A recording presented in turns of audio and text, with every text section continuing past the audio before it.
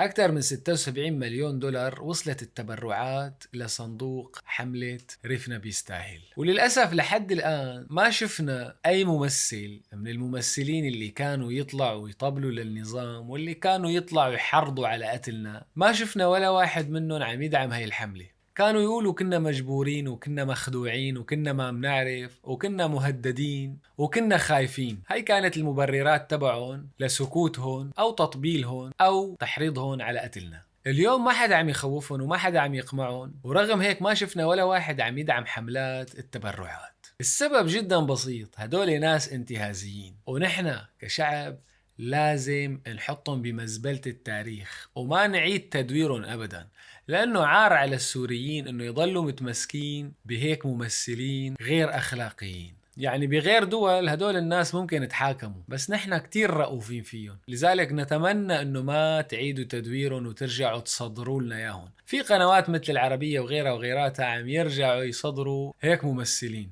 بس نحن اللي كانوا يحرضوا على قتلنا راح نضل وراهم لحتى نقاطعهم ونحطهم بمزابل التاريخ.